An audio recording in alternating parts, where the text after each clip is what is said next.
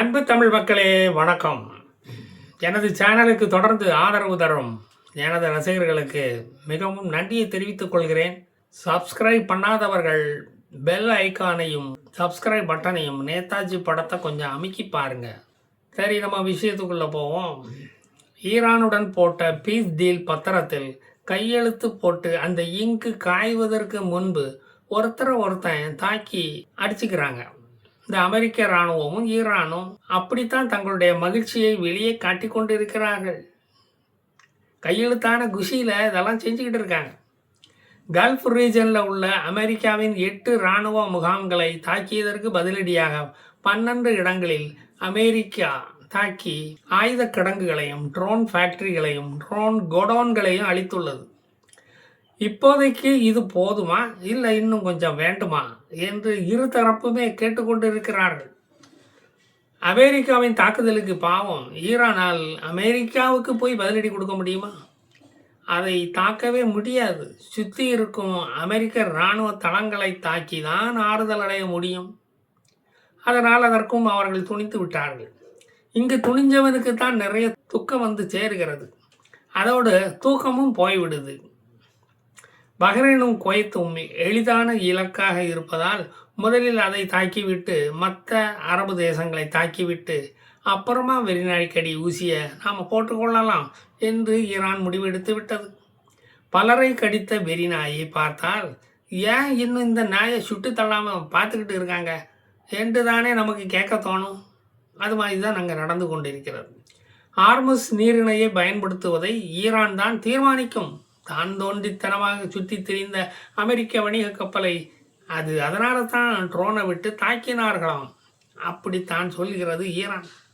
X வலைத்தளத்தில் அமெரிக்காவுக்கும் ஈரானுக்கும் வார்த்தை போர் வெடித்து கொண்டிருக்கிறது. அமெரிக்கா இன்று காலையில் கரையில் ஒதுங்கி நின்று கொண்டிருந்த 5 ஈரானிய நேவி கப்பல்களை தாக்கியுள்ளது. அதற்கு பதிலடியாகத்தான் இப்போ நாங்கள் கொடுத்து கொண்டு இருக்கிறோம் என்று சொல்கிறது ஈரான். அப்படியானால் இந்த பதிலடிக்கு பதிலடியை தருகிறோம், வாங்கிக்கிடுங்க என்று அமெரிக்காவும் தாக்குதலை ஆரம்பித்து விட்டது. குவைத்தில் உள்ள அலி அல் சலாம் ஏர்பேஸும் பஹ்ரைனில் உள்ள அமெரிக்காவின் 5th ஃப்ளீட்டும் குண்டடிப்பட்டு சேதமாகி சிதைந்து போயுள்ளது. குவைத் ஆர்மி முன்கூட்டியே மக்களை எச்சரித்து அத்தனை பேரையும் கொட்டியில் அடைத்து விட்டதால் அதிக சேதாரம் இல்லை, மக்கள் சேதாரம் இல்லை, பொருட்களுக்கு சேதாரம் இருக்கிறது. இஸ்லாமிய நாடுகளில் உள்ள இஸ்லாமியர்கள் சாக வேண்டும் என்ற ஒரு ஆசையோடு ஏவுகணைகளை அனுப்பும்போது அவர்கள் அல்லாஹு அக்பர் என்று கூச்சல் போட மட்டும் அவர்கள் மறப்பதே இல்லை. கடவுள் மேலே அவ்வளவு பக்தி. இஸ்லாமியனை இன்னொரு இஸ்லாமியன் கொன்றால் அது பாவமே இல்லையே. அப்படித்தான் சரியத்து சட்டம் சொல்லி இருக்குதோ என்னமோ, நாம் என்ன கண்டோம்? இஸ்லாமிய சட்டத்தை மீற முடியுமா? கோமினி எங்களை அப்படியெல்லாம் வளர்க்கலப்பா. எவ்வளவு அதிகமாக இஸ்லாமியர்கள் சாக நீ காரணமாக இருக்கிறாயோ அவ்வளவு உனக்கு ப்ரமோஷனை அல்லாஹ் சொர்க்கத்தில் உனக்கு தருவார். அதற்காக பல 7 ஸ்டார் ஹோட்டல்களை அங்கே கெட்டி போட்டு வச்சுருக்காரு. அதெல்லாம் காலியாக இருக்கக்கூடாது. பார்த்தீங்களா, வேஸ்டாலாம் போயிடும். இஸ்ரேல் இப்போ என்ன சொல்லுகிறது என்றால், ஆப்ரஹாம் ஜீசஸ் கிரைஸ்ட் கால்பட்ட இடங்கள் எல்லாமே இஸ்ரேலுக்கு தான் சொந்தம் அப்படின்னு சொல்லுது. அப்படி பார்த்தா Iran, Saudi, Iraq, Lebanon, Syria, Jordan பகுதிகள் மற்றும் எகிப்து இது எல்லாமே இஸ்ரேலுக்கு தான் சொந்தம். அப்படி இருக்கையில் நாங்கள் காசாவை மட்டும் பிரித்து கொடுத்து பாலஸ்தீனம் என்று ஒரு நாட்டை உருவாக்கி கொடுத்து விடுவோம் என்று ஈராக்கிலிருந்து வந்த அரபிகள் காணும் கனவை நாங்கள் கலைத்து விட்டோம். அப்படி அவர்கள் கனவு காண்பது தினத்தந்தியில் கன்னித்தீவு படக்கதை நாளையோட முடிஞ்சிடும் அப்படின்னு நம்புவதற்கு சமம். அலுமினிய பாத்திரத்தில் உண்டக்கட்டியை வாங்கினோமா, தின்னோமா, தூங்கினோமா என்று இருக்க வேண்டும். அதை விட்டுவிட்டு பாலஸ்தீனம் என்ற ஒரு நாடு உருவாகும் என்று தூங்கும்போது மட்டுமல்ல, முழித்து இருக்கும் போதும் கனவு காணப்படாது. தெரிஞ்சுதா? இப்படி சொன்னால் எப்படிப்பா? இதற்காகத்தான் கோடிக்கணக்கான ஷிக்கல்ஸுகளை செலவு பண்ணி குகை தோண்டி ஹமாஸ் இராணுவத்தை அமைத்து 1.5 லட்சம் பாலஸ்தீன அரபிகளை காவு கொடுத்து 3/4 லட்சம் பாலஸ்தீனர்களை முடமாக்கி உலக நாடுகளில் பேரணி நடத்தி பிச்சை எடுத்து கொஞ்சம் பேர் மட்டும் தியாகிகள் பட்டம் வாங்கி இருக்கிறோம். 20 லட்சம் பேர் அகதிகளாக நாட்டை விட்டு ஓட வைத்திருப்பது ஒரு அசைக்க முடியாத வரலாறு. அதையெல்லாம் விட்டு தள்ளிக்கிட்டு எங்களை போக சொல்கிறீங்களா? அந்த வரலாற்றை உருவாக்கியது நாங்கள் தான். உலக மீடியாவே எங்களை பற்றி செய்தி போட்டு பொழப்பு நடத்திக்கிட்டு இருக்கு.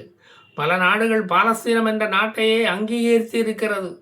அது எங்கே இருக்குன்னு கொஞ்சம் காட்டுங்க, நாங்கள் தூதரகத்தை தொடங்கணும்னு கேட்குது.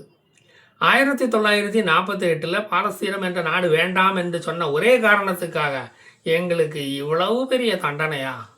பாலஸ்தீனம் என்ற பெயரை அட்லீஸ்ட் ஒரு ஊருக்காவது வைங்கப்பா. பாலஸ்தீனத்தை நாங்கள் அடைந்து விட்டோம் என்று பல்லு விளக்காம பல்லு பாடிவிட்டு கொள்ளு சாப்பிட்டு விட்டு தூங்கிக் கொள்கிறோம் என்று கேட்கிறார்கள். காஸ்பல் மேத்யூ என்ன சொல்லியிருக்காருன்னா, ஜோசப்பும் மேரியும் குழந்தை இயேசுவை எடுத்துக்கொண்டு கிங் ஹெரோடு அவரிடமிருந்து தப்பி உயிர் பிழைப்பதற்காக எகிப்து நாட்டுக்கு போனார்களாம்.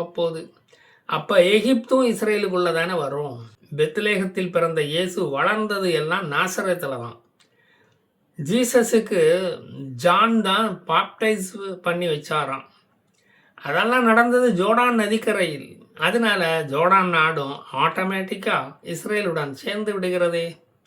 ஜோர்டான் நதிக்கரையில் தான் பல அதிசயங்களை அவர் நடத்தி காட்டியதாக வரலாறு சொல்லுது.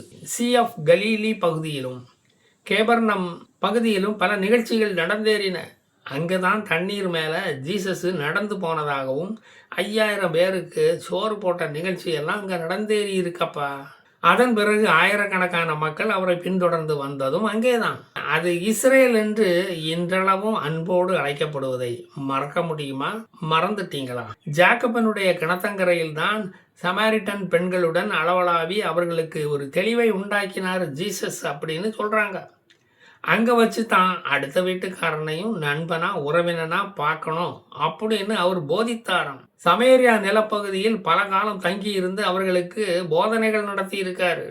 அப்போ சமேரியா இஸ்ரேலின் ஒரு பகுதி தானே.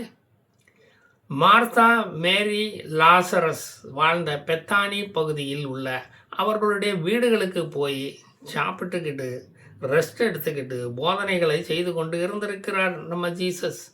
செத்துப்போன லாசரத்தை உயிர் பிழைக்க செய்ததும் இந்த பெத்தானி நகரத்தில் தான். காஸ்பல் ஜான் ஐயா ஸ்டாலின் மாதிரி பொய்யெல்லாம் சொல்ல மாட்டார். அவர் சொன்னதை தான் நான் இங்கே சொல்கிறேன். அதே மாதிரி பலரும் சொல்லியிருக்காங்க. அது உண்மைதானே. ஜெருசலம் நகரத்தில் கழுத வண்டியில் பயணித்து வந்து லாஸ்ட் சப்பர் என்ற நிகழ்ச்சியை நடத்தியதை மறக்க முடியுமா? மறுக்க முடியுமா? அந்த காலத்தில் உண்மை நிகழ்ச்சிகள் மறக்கடிக்கப்பட்டாலும் அவரை ரொமானிய மன்னன் அரெஸ்ட் பண்ணி உள்ள வச்சதுக்கு ரெக்கார்டு இருக்கப்பா. அவரை சிலுவையில் அறைந்து கொன்றுவிட்டு அந்த பழியை தூக்கி யூதர்கள் மேலே போட்டதும் இந்த ரொமானியர்களாம். யூத வெறுப்பை விதைத்ததும் இந்த ரொமானியர்கள் தான். இறந்து 40 நாள் கழித்து மவுண்ட் ஆலிவ் அங்கே அந்த மலைப்பகுதியிலிருந்து சொர்க்கத்துக்கு போனதும் அந்த ஊரில் தான் நடந்துச்சான். அதனால் இப்போவும் செத்து போனவங்களுக்கு 41ஆம் நாள் திவசம் கொண்டாடிக்கிட்டு இருக்கோமா இல்லையா? ஜீசஸ் இறந்து 30 வருடங்களுக்கு பிறகுதான் அவருடைய காலடி பட்ட இடம் எல்லாம் புனித இடமாக அறிவிக்கப்பட்டது. அகண்ட இஸ்ரேல் உருவாக வேண்டும் என்று யூதர்கள் விரும்புவதும் அதனால்தான். நேதன்யாகு ஆபிரகாம், ஜீசஸ் முதலியோரின் காலடிப்பட்ட இடம் எல்லாமே இஸ்ரேலுக்கு தான் சொந்தம் என்று அறிவித்தது அதனால்தான். பாலஸ்தீனர்கள் நினைப்பில் மண்ணள்ளி போட்டதும் அதனால தான்.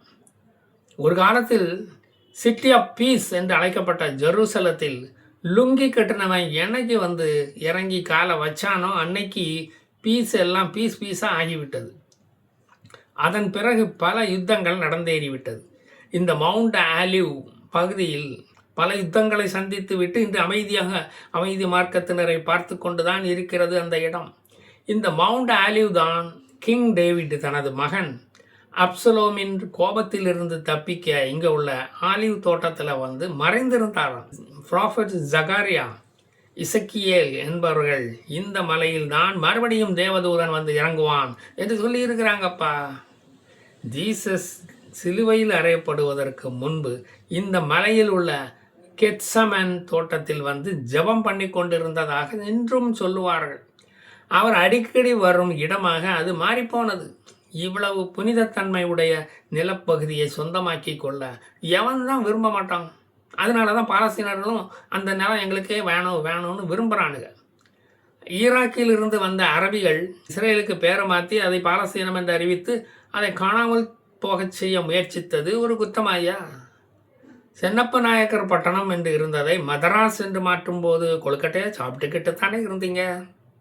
மறுபடியும் சென்னப்ப நாயக்கர் பட்டணத்தை சென்னை என்று மாற்றிய போதும், தமிழ்நாட்டை தமிழகம் என்று கூறிய போதும், அதை திராவிட நாடு என்று கூறிய போதும் வாயில் இருந்த கொழுக்கட்டையை நீங்கள் எடுக்கவே இல்லையே. அது தொண்டக்குழியிலேயே சிக்கி கொண்டு தானே இருந்தது.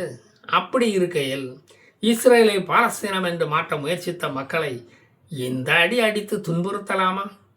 தமிழ்நாட்டை தமிழகம் என்று ஆர்.என். நபி சொன்னபோது கருப்பு கொடி ஆர்ப்பாட்டம், செங்கொடி அசைப்பு போராட்டம், கருப்பு பலூன் பறக்க விடுதல், கருப்பு ரிப்பன் கொண்ட போடுறது என்று எவ்வளவு அலப்பறைகள் பண்ணீங்க. இந்தியனாக இருந்து கொண்டு வந்தே மாதரம் பாடமாட்டேன் என்று சொல்லுவது, தேசிய கீதத்துக்கு 3ஆம் இடத்துக்கு கொண்டு போ என்று சொல்லுவது, இப்படி மக்களின் மண்டைய கழுவினீர்களே. இந்த அரபி பாவம் யா, அப்படியெல்லாம் எதுவுமே அவன் செய்யவில்லை. இஸ்ரேல் நாடு என்று இருப்பதை பாலஸ்தீனம் என்று பேரை மட்டும்தான் அவன் மாற்ற சொன்னான். சொல்ல வந்ததுக்கும் தீனம் பிடிச்சவன் மாதிரி அவனுடைய வீட்டை இடித்து போட்டு தட்டு ஏந்த வச்சு, உணவு லாரிகள் பின்னால் ஓட வச்சு, ஓட்டுப்பெட்டி கொண்டு போன கண்டெய்னர் லாரிக்கு பின்னால் ஓட வச்ச மாதிரி ஓட வச்சுட்டீங்களே. இதெல்லாம் நியாயமாயா? உங்களுக்கு மனசாட்சி உங்களுக்கு இருக்கா? இஸ்ரேலை பாலஸ்தீனம் என்று மாற்ற ஏன் இவ்வளவு எதிர்ப்பு? சவுதி, ஈரான், ஈராக்கு, எகிப்து என்று எத்தனையோ பாலைவன நாடுகள் இருக்குது. அதில் போய் ஒரு 100 ஏக்கரா நிலத்தை கொடுத்து இஸ்ரேல் என்ற ஒரு நாட்டை நீ உருவாக்கி குடி போய்க்கையா என்று சொல்ல வேண்டியதானையா? எல்லாம் இஸ்லாமிய நாடுகளில் தானே இருக்குது. கொடுத்து உதவ வேண்டியதானே. நீங்கள் வேணால் இஸ்ரேலை எடுத்துக்கிடுங்க. அப்பாவி பாலஸ்தீனனை இப்படியா போட்டு வாட்டுவது, வதைப்பது? அவனுக்கு குரல் கொடுக்க நான் இருக்கிறேன், வாருங்கள் எல்லோரும் என் பின்னால் அப்படின்னு சொல்லி திரும்பி பார்த்தா ஏன்டா ஒருத்தரையுமே காணோம். எல்லாவனும் எங்கே போனானுங்க? ஒருத்தரையுமே காணாமைப்பா. எல்லா இஸ்லாமிய நாடுகளின் மேலே குண்டை தூக்கி போட்டுக்கிட்டு ஒன்றிணைவோம் வா, இஸ்லாமியர்கள் எல்லாம் சேர்ந்து கிறிஸ்தவ அமெரிக்காவை எதிர்ப்போம் வா, நமக்குள்ள ஒரு இஸ்லாமிய நாட்டு கூட்டமைப்பு நேட்டோ மாதிரி ஒன்று அமைப்போம் வா என்று சொல்லி பெசஸ்கியான் இப்போ கூப்பிடுறாரு. யாராவது அவங்க போங்க ப்ளீஸ். எவன் வருவான்? உனக்கு முதுகு சொரிஞ்சு விடவா நாங்கள் இங்கே இருக்கோம்? அதுதான் அழைப்பு விடுத்த பெசஸ்கியான் வாயில் ஃபனலை வச்சு ஃபெவிக்கால ஊற்றிட்டாங்க. சரி மக்களே, மீதி கதைகளை நான் மீண்டும் வந்து சொல்வேன். ஜெய் ஹிந்த்.